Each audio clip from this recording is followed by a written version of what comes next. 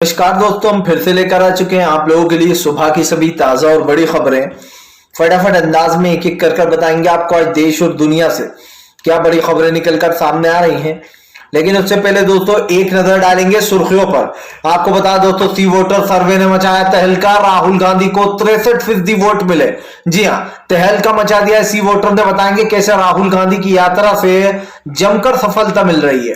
वहीं पर अगली बड़ी खबर में हम आपको बताएंगे असदुद्दीन ओवैसी का भाजपा के ऊपर बड़ा हमला। बोले फिलहाल धर्म की राजनीति से अब तक सत्ता में बीजेपी, वरना कब की सत्ता से बाहर हो जाती। इसके बारे में भी आपको बताएंगे। वहीं पर अगली बड़ी खबर में हम आपको बताएंगे दोस्तों संसद से सड़क तक छाए रहे अखिलेश यादव। कल जमकर मचाया था तहलका, बीजेपी पर बोला बड़ा हमला। वहीं पर कैप्टन अमरिंदर सिंह की पार्टी का दोस्तों बीजेपी में होगा विलय। जी हां, आपको बता दें जेपी नड्डा से हाल ही में की मुलाकात। वहीं पर अगली बड़ी खबर में हम आपको बताएंगे दोस्तों राघव चड्ढा के ऊपर फूटा लोगों का गुस्सा। दरअसल कांग्रेस को लेकर दे दी टिप्पणी। बोले जब तक राहुल की पद यात्रा, भारत जोड़ो यात्रा खत्म होगी तब तक कांग्रेस खत्म हो जाएगी। इसके बारे में आपको बताएंगे कैसे बौखला रही है आप भी राहुल गांधी के इस मार्च से।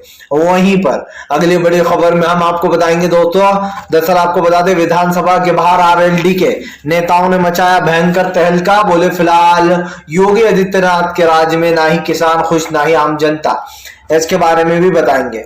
वहीं पर कमलनाथ का बीजेपी के ऊपर बड़ा हमला। बोले जिनको बीजेपी में जाना है वो खुलेआम जा सकते हैं, हम किसी की खुशामद नहीं करेंगे। वहीं पर अगले बड़े खबर में हम आपको बताएंगे दोस्तों ओपी राजभर बिहार में कर सकते हैं खेला।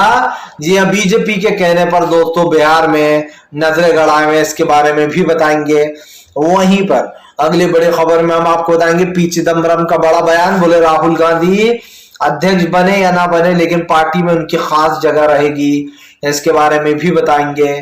तो सारी खबरें फटाफट अंदाज एक एक कर देंगे। फिलहाल फिर चलिए बढ़ते हैं सबसे पहली और सबसे बड़ी खबर की ओर। दरअसल दोस्तों आपको बता दें सी वोटर सर्वे ने मचाया तहलका, राहुल गांधी के वोट एक बार और बढ़ गए। दरअसल दोस्तों अभी हाल ही में 11 तारीख के दिन एक सी वोटर ने एक सर्वे किया था। ये सर्वे आपको बता दें दोस्तों वहीं उन्हीं एरियो में किया गया है जिन एरियो में कांग्रेस मजबूत होती है। यानी कि जब जब कांग्रेस को वोटों की कमी पड़ी है तब तब कांग्रेस वहीं से उभर कर निकली है। यानी कि दोस्तों वेस्ट एरिया, जैसे कि आपको बता दें तेलंगाना हुआ या फिर साउथ जितने भी एरिया आते हैं वहां पर, केरल हुआ, ऐसे में एक सर्वे किया गया है दोस्तों। आपको बता दें 11 तारीख को जब सर्वे किया गया था तो 53% लोगों ने राहुल गांधी को माना था कि राहुल गांधी अच्छा काम कर रहे हैं और हम उनके साथ हैं। लेकिन दोस्तों अब सी वोटर सर्वे ने कल एक सर्वे किया जिस सर्वे ने दोस्तों तहलका मचा दिया है। आपको बता दें भारत जोड़ो यात्रा के दौरान राहुल गांधी की पॉपुलैरिटी लगातार बढ़ती चली जा रही है और यही कारण है जो राहुल गांधी को 63% लोगों ने दोस्तों आपको बता दें वोट दिया और कहा कि राहुल गांधी बहुत ही अच्छा काम कर रहे हैं। यानी कि दोस्तों आप समझिए 53% से बढ़कर राहुल गांधी को 63% लोगों ने वोट दिया है। अब इसका मतलब साफ दिखाई दे रहा है दोस्तों कि बीजेपी की बेचैनी यूं ही नहीं बढ़ रही है, राहुल गांधी से बीजेपी यूं ही नहीं बौखला रही है। राहुल गांधी की भारत जोड़ो यात्रा से बीजेपी पूरी तरीके से सन्न हो चुकी है। सब देख रहे हैं दोस्तों कि राहुल गांधी जिस तरीके से मेहनत कर रहे हैं आज तक किसी नेता ने इतनी मेहनत नहीं की होगी। मैंने तो कभी नहीं देखा गृह मंत्री अमित शाह इतना पैदल चलने, या नरेंद्र मोदी चलने, या स्मृति ईरानी चलने दोस्तों, या योगी बाबा चलने। राहुल गांधी पहले ऐसे नेता बन गए दोस्तों जो कि 3500 किलोमीटर पैदल चलेंगे। खास करके यात्रा 150 दिन की है, अभी 12वां दिन चल रहा है, आज 12वां दिन हो गया है, लेकिन राहुल गांधी के हौसलों में जरा सी भी गिरावट नहीं आई है। यही कारण है दोस्तों जो भारत जोड़ो यात्रा बीजेपी के लिए अंत का काम बनने वाला है। इस यात्रा का एक रीजन समझिए दोस्तों, ये यात्रा 1-2 दिन में खत्म नहीं हो रही है, इसलिए ये यात्रा लोगों के दिमाग में बसती चली जा रही है और बीजेपी को यही अच्छा नहीं लग रहा है। अगर 1-8 दिन की यात्रा होती राहुल गांधी की, 2 दिन की होती तो बीजेपी सोचती कि लोग सोचेंगे और भूल जाएंगे, लेकिन हद हो गई है दोस्तों। ये यात्रा लगभग 150 दिन की है और आप समझ सकते हैं कि बीजेपी का अंत तय आ रहा है। 2024 आखिरी कील होगा भारत जोड़ो यात्रा क्योंकि बीजेपी के लिए। चलिए बढ़ते हैं एक और अगली बिग ब्रेकिंग की तरफ। बता दोस्तों अगली जो बड़ी खबर निकल कर आ रही है, आपको बता दोस्तों असदुद्दीन ओवैसी का भारतीय जनता पार्टी के ऊपर बड़ा हमला। बोले एक दिन बिना धर्म की राजनीति करेगी बीजेपी तो सत्ता में नहीं रहेगी। आपको बता दें असदुद्दीन ओवैसी का कहना है कि बीजेपी अब तक सत्ता में इसीलिए क्योंकि वो धर्म की राजनीति करती है। जिस दिन बीजेपी ने धर्म की राजनीति का सहारा लेना छोड़ दिया उस दिन सत्ता से बाहर हो जाएगी बीजेपी।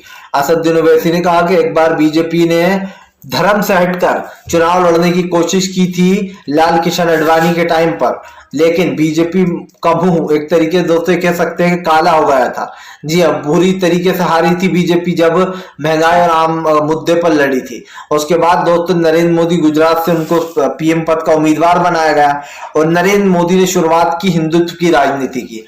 आपको बता दें हालांकि राजनीति बीजेपी का मेन मोटिव यही है।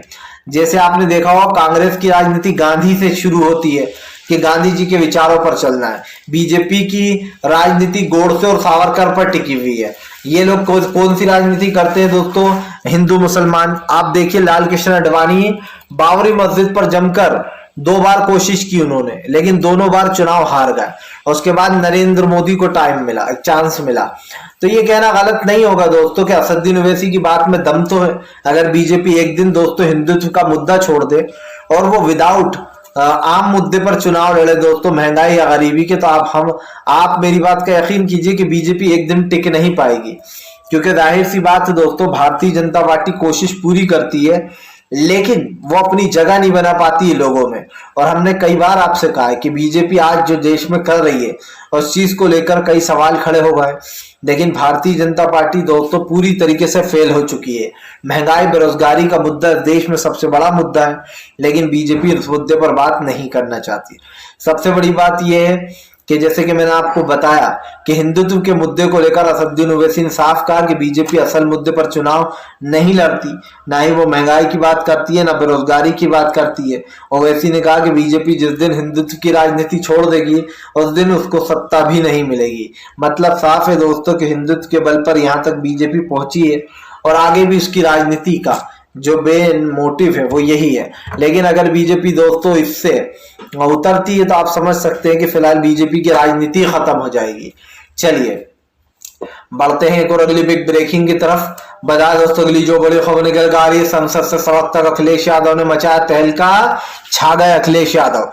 दरअसल दोस्तों इससे पहले अखिलेश यादव कभी इस तरीके सड़कों पर नहीं उतरते थे, लेकिन ऐसा लग रहा है दोस्तों राहुल गांधी को देखकर हर कोई अब समझ गया है कि अब सड़कों पर उतरने का टाइम आ चुका है। आपको बताता चलूं दोस्तों आरजेडी को सरकार बनाते हुए देख अखिलेश यादव में भी दम भराया है और अखिलेश ने भी सोचा है कि फिलहाल मामला साफ हो सकता है अगर इन लोगों को बेसिकली सबक सिखाया जाए। इसीलिए दोस्तों राहुल गांधी अब एक अलग अंदाज में नजर आ रहा है। ये अंदाज आप देख ही रहे हैं दोस्तों बीजेपी के खिलाफ है। आपको बताता चलूं इस बार जो है यहाँ पर अखिलेश यादव ने कल सड़क पर जमकर हंगामा किया। दरअसल बढ़ती महंगाई बेरोजगारी को लेकर अखिलेश यादव सड़क पर ही धरना देकर बैठ गए। अखिलेश यादव के साथ स्वामी प्रसाद मौर्य कई बड़े नेता नजर आए। आपको बता दें अखिलेश का कहना था कि हम विधानसभा के बाहर प्रदर्शन करेंगे, लेकिन आपको बता दें पुलिसकर्मियों ने अखिलेश यादव और उनके कार्यकर्ताओं को सड़क पर ही रोक दिया, जिसके बाद अखिलेश यादव गुस्सा हो गए और वो सड़क पर ही बैठ गए। अखिलेश यादव के साथ साथ स्वामी प्रसाद मौर्य भी दिखाई दिए। आपको बता दें दोस्तों सड़क से संसद तक का मामला इसलिए नहीं है कि अखिलेश महंगाई और गरीबी बता रहे थे, लेकिन अखिलेश का एक और मोटिव भी है इसके साथ दोस्तों कि जनता को एक अच्छी सरकार मिले, और इसीलिए बीजेपी को उखाड़ फेंकने के लिए अब अखिलेश सड़कों पर उतर रहे हैं। आप देखिए जो ओपी राजभर अभी एक दिन पहले तक कह रहे थे कि भैया अखिलेश यादव तो सड़क पर उतरते ही नहीं है, वो तो एसी में बैठे रहते हैं। अब जरा स्वामी प्रसाद मौर्य अपनी आंखें फाड़ कर देखे कि क्या हो रहा है। आप समझिए दोस्तों जिस तरीके से अखिलेश यादव कल सड़कों पर उतरे और उन्होंने तहलका मचा दिया, इसको लेकर जमकर बरसते हुए भी नजर आए हैं अखिलेश। आज अखिलेश ने बीजेपी के ऊपर हमला बोलते हुए कहा कि जिन वादों की पोटली दी गई थी उत्तर प्रदेश की जनता को उन वादों को पूरा नहीं किया। अखिलेश ने कहा कि बीजेपी ने अपने घोषणा पत्र में कई बड़ी बातें कही थी कि हम छुट्टे सांडों से जानवरों से छुटकारा दिलाएंगे किसानों को, हम किसानों की आय दोगुनी करेंगे, किसानों की एक को एमएसपी दी जाएगी, इनको फायदे दिए जाएंगे, बिजली मुफ्त होगी। लेकिन इनमें से दोस्तों अफसोस की बात यह कि एक भी वादा पूरा नहीं किया गया। देखिए सरकार आती है दोस्तों, वादे करती है, वोट लेती है और चली जाती है। सरकार का मेन मोटिव सिर्फ एक ही है, जनता को बेवकूफ बनाना। और खास करके बीजेपी तो जब से सत्ता में आई उसने तो हद ही पार कर दी। इससे पहले हमने कभी नहीं देखा था दोस्तों कि महंगाई इतनी बढ़ जाए कि जनता जो है दोस्तों त्राहिमाम करने लगे, लेकिन आज जनता वो कर रही है। और यकीन मानिए इस बात को लेकर सरकार पूरी तरीके से घिरी हुई है।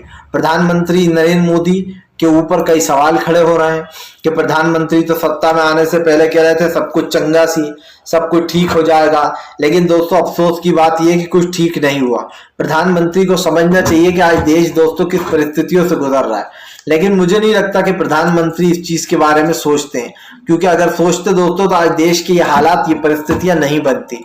आप समझिए 2014 में नरेंद्र मोदी ने जनता से जो वादे किए थे उन वादों का कोई मतलब रह नहीं गया है। प्रधानमंत्री ने जनता से कहा था कि मैं आपके साथ हूं, महंगाई कम करूंगा, बेरोजगारी हटा दूंगा, लेकिन अफसोस इनमें से कुछ भी हटा या घटा नहीं। प्रधानमंत्री जो बोलते हैं दोस्तों उसके अपोजिट ही करते हैं, ये आप भी अच्छे से जानते हैं और मैं भी अच्छे से जानता हूं। चलिए बढ़ते हैं एक और अगली बिग ब्रेकिंग की तरफ। बता दोस्तों अगली जो बड़ी खबर निकल कर आ रही है आपको बता दोस्तों, बिहार में जमाया ओपी राजभर ने डेरा तो भड़के तेजस्वी यादव। आपको बता दें दोस्तों ओपी राजभर इन दिनों बीजेपी के कहने पर बीजेपी की बी टीम बनकर बिहार में बस गए। आपको पता हो दोस्तों बिहार में जब से सत्ता परिवर्तन हुआ है तब से बीजेपी के कार्यकर्ता, बीजेपी और गोदी मीडिया बौखलाई हुई है। आप समझिए जब ये लोग दोस्तों दूसरी जगह की सरकार गिराकर खुद की सरकार बना लेते हैं तो ये मीडिया बहुत खुश होती है और कहते हैं कि बीजेपी ने एक और विकेट गिरा दिया। लेकिन दोस्तों जब बीजेपी के साथ खेला हो जाता है तो ये पूरी गोदी मीडिया सन्न पड़ जाती है, दुखी हो जाती है और सोचती है कि अब क्या करें, अब तो मोदी जी के साथ ही खेला हो गया। ऐसा ही कुछ हो रहा है दोस्तों। अब बिहार में बीजेपी ने ओपी राजभर को अपनी बी टीम बनाकर भेज दिया है, जिसके बाद ओपी राजभर उन लोगों को साधने में लगे हैं जो ओपी राजभर के समाज के हैं दोस्तों। लेकिन आप एक बात समझिए दोस्तों, अभी ओपी राजभर की पार्टी में झड़ी लग गई इस्तीफों की। 35 लोगों ने एक साथ इस्तीफे दे दिए थे। लेकिन अब ओपी राजभर दोस्तों बिहार में खेला करने पहुंचे, वहां पर लोगों को साधने पहुंचे, वहां पर रैलियां कर रहे हैं। लेकिन सवाल वही है दोस्तों कि ओपी राजभर जो है वो बीजेपी के लिए काम करने लगे हैं। अखिलेश ने उनको क्या हड़काया कि भाई यहाँ पर ओपी राजभर ने हालांकि सुर तो पहले ही बदल दिए थे, लेकिन ये वही ओपी राजभर है दोस्तों जो योगी आदित्यनाथ से भीख मंगवाने तक की बात कर रहे थे।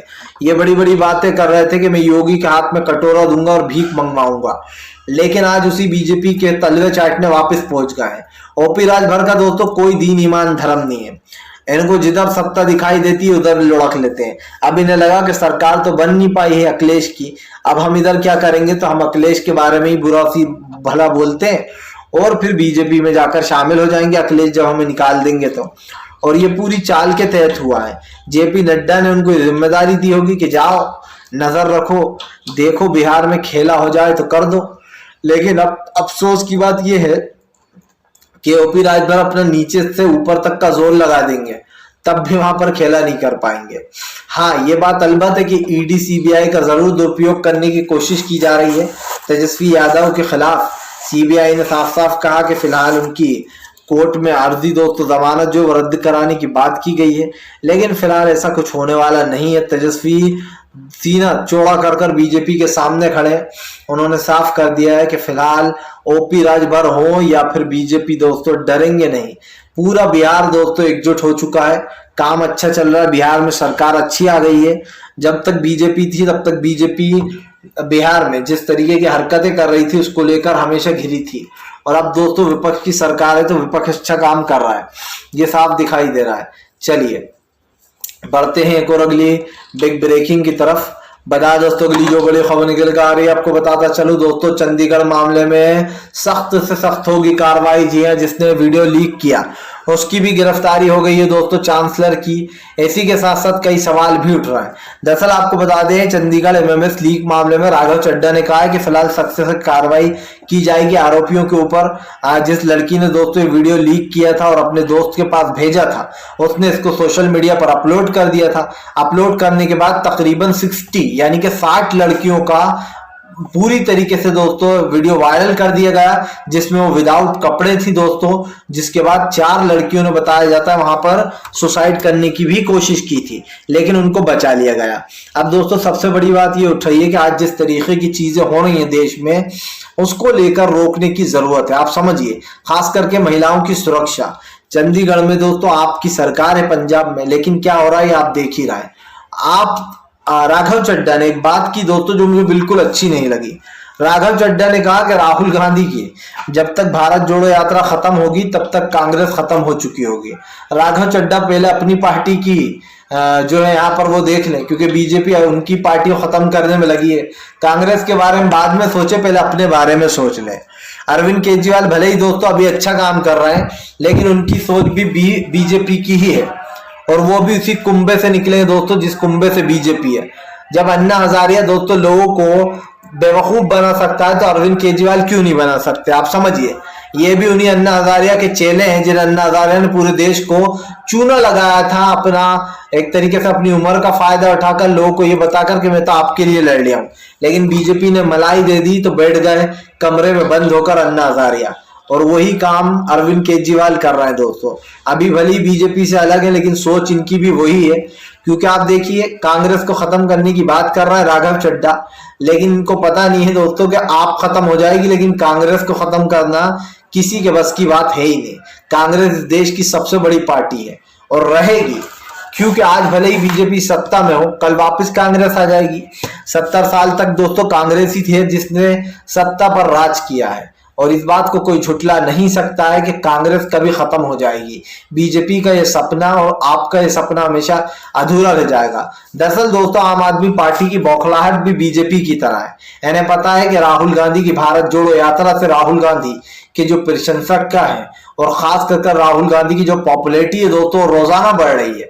आप समझिए महज 5 दिनों में, 4 से 5 दिनों में 53% से राहुल गांधी की 63% पॉपुलैरिटी हो गई।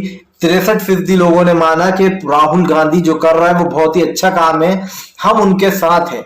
यानी कि ये मामला वोटरों में तब्दील होगा, और लोकसभा चुनाव में जब कांग्रेस की सरकार आ जाएगी तो आम आदमी पार्टी और बीजेपी की बौखलाहट देखने लायक होगी। चलिए बढ़ते हैं एक और अगली बिग ब्रेकिंग की तरफ। बता दो तो पी चिदम्बरम का बड़ा बयान राहुल गांधी को लेकर। बोले राहुल गांधी अगर अध्यक्ष नहीं भी बने तब भी वो कांग्रेस के लिए रहेंगे खास। दरअसल दोस्तों आपको बता दें कांग्रेस के नेता पूरी कोशिश कर रहे हैं कि राहुल गांधी अध्यक्ष पद संभाल लें, लेकिन दोस्तों आपको बता दें राहुल गांधी अगर बाय चांस अध्यक्ष पद नहीं संभालते तो पी चिदम्बरम ने कहा कि राहुल गांधी की पार्टी में फिर भी एक अहम भूमिका रहेगी, भले ही वो ये पद लें या ना लें। आपको बता दें दोस्तों राहुल गांधी जिस तरीके से अब पूरी कांग्रेस को उठाने में लग गए हैं, ये देखकर कहना गलत नहीं होगा दोस्तों कि राहुल गांधी ने अब बिल्कुल सही लाइन पकड़ ली है। अब राहुल गांधी दोस्तों देश को जोड़ने में लग गए हैं। आप समझिए अब तक दोस्तों राहुल गांधी जो कर रहे थे वो कहीं ना कहीं एक अलग चीज थी, लेकिन अब समझ में आ गया है राहुल गांधी को कि सड़कों पर उतरना ही कांग्रेस का मकसद होना चाहिए। और यकीन मानिए दोस्तों जब जब बीजेपी ने देश में इस तरीके की हरकतें की हैं, नफरत फैलाई है, तब तब कांग्रेस ने आकर देश को संभाला है। और मुझे उम्मीद है दोस्तों, उम्मीद है कि जब कांग्रेस वापसी सत्ता में करेगी तो वो देश का बिगड़ता हुआ माहौल सुधारेगी। सबसे पहले तो कांग्रेस हिंदू मुसलमान पर रोक लगाएगी, मंदिर मस्जिदों पर जो झूठे मुकदमे चल रहे हैं इन पर रोक लगाएगी। और एक अहम चीज दोस्तों महंगाई और बेरोजगारी जो बीजेपी ने इतनी बढ़ा दी है, अडानी अंबानी को हमारा आप समझिए वो बना दिया है सरकार, तो अडानी और अंबानी को सिर्फ दोस्तों कांग्रेस ही हटा सकती है, क्योंकि 2 पूंजीपतियों के हाथ में नरेंद्र मोदी ने पूरा देश सौंप दिया है। क्या पता कल को भैया श्रीलंका के जो है यहाँ पर सीएम की तरह भाग निकले पीएम की तरह, तो हम तो दोस्तों देखते ही रह जाएंगे, ये तो उड़न छू हो जाएंगे बैठकर, और देश की जनता होगी परेशान। तो इसीलिए कहीं ना कहीं सरकार के ऊपर उठ रहे कई सवाल। अब इस सरकार पूरी तरीके से देश से दोस्तों होगी खत्म, क्योंकि भारतीय जनता पार्टी का अब नहीं बचा है देश में वजूद। इस देश की जनता ने चुन लिया राहुल को। फिलहाल अगर आपको भी कुछ अपना कमेंट करना है तो कमेंट बॉक्स में बता सकते हैं। वीडियो अच्छा लगे तो लाइक करिएगा, चैनल पे पहली बार आए सब्सक्राइब करिएगा, ताकि आगे भी आपको इस तरीके की जो वीडियोस हैं वो मिलती रहे और आप सच्ची खबरों से दोस्तों जुड़े रहें।